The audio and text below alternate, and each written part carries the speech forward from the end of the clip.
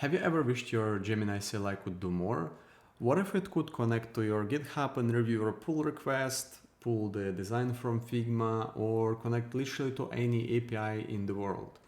This is where Model Context Protocol or MCPs comes in.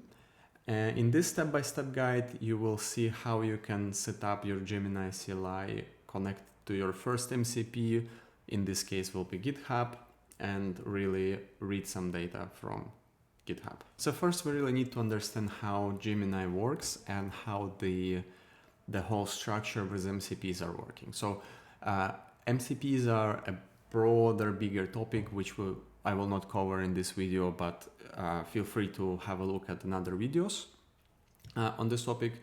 But essentially it's just like self-contained server or API to which you can connect from a client. In our case it's Gemini, but it can be any other tools.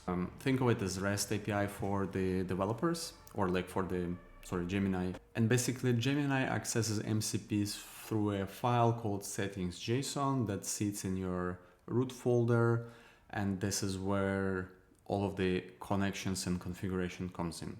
If we'll have a look now at the Gemini and click the tools, you can see that there is some tools that are available, of course, like read folder, read files, search text, find files, many different things. And these are internal tools, and there is no other additional tools from the MCPs, and they will be available at /MCP.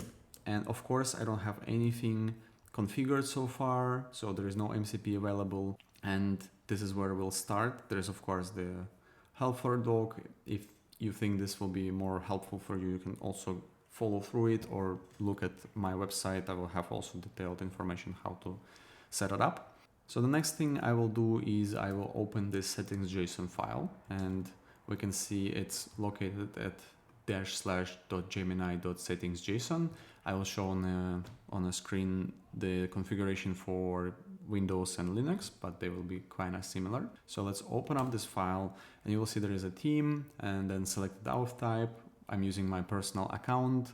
I don't think there's any difference between Pro and personal. So again, don't forget that Gemini provides a huge amount of free tokens, so utilize it. So what I will do, I will put a comma and I will put a next configuration. MCP servers we have inside GitHub. So this is your root for the servers itself. And each item that is named will be separate server. So in our case, we're going with GitHub. You can also have Figma. You can also have your database access. You can also have your many different APIs. There is a really nice repo called Awesome MCP servers. So each item that you add will be basically another server. In our case, we just add one, but if you want to add one more, you basically put a comma and add one more basically, right? So the next thing is the structure of the MCP. It's unified in all of the clients. So if you if you used it, for example, in Claude or some other tools, then you will find it familiar. And it's going to consist of command, which can be npx or uvx or uv, any different running commands. It can also be a bit slightly different for the web, so the remote servers, but usually when you use the remote server or any other server, there will be a config example, usually of course without the token, but it will be something similar, right? So you'll just copy over this JSON and paste it. So in our case, we are calling npx, and we say yes, and the MCP server itself, Model Context Protocol /server GitHub. And then this doesn't work by itself super simple, so we need a token for it. Of course, for some public repos, most likely it will work, but we want to access our private repos.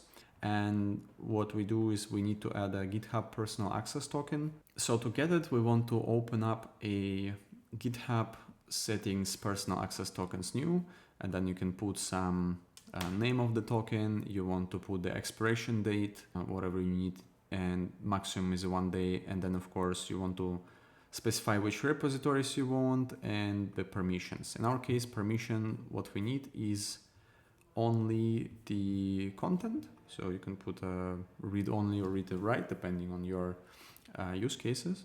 The rest we don't really need. And what will happen is, of course, you will need to paste it here.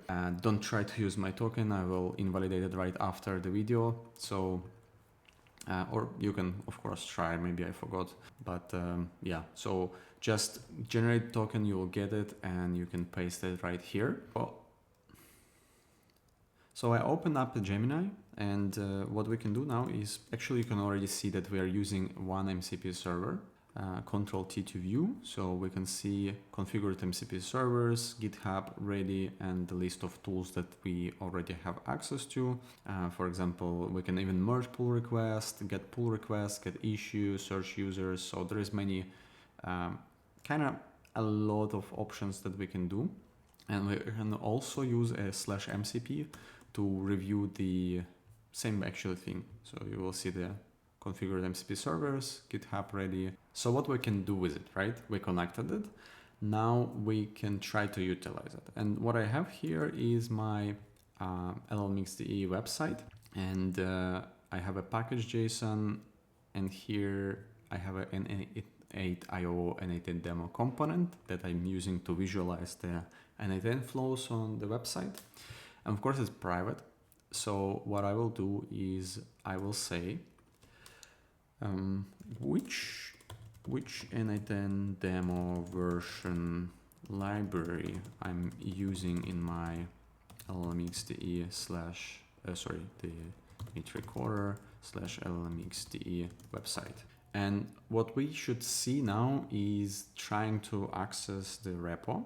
And we can see that the search repositories GitHub MCP server is trying to do a query, user meet recorder llmx.de. What you can do is you can allow once, allow tool always, and yeah, all tools from the GitHub. But for the sake of the demo, I will show the separate. So what we can see, it is did a search and it can see the repo itself. What it will do now, of course, it will connect to it will read the package.json, right? Get file contents, yeah, allow once. It looked at the file, nice. So the next step, I presume it will give us, yes, based on the package.json file in meet recorder llmx.de repository, your version is 1020, which should be correct, exactly. And again, you can see that the repo is private, so that means that, yeah, it is connected. So now you know how to integrate MCP servers with Gemini, and I hope this video was useful for you. I'll see you in the next one.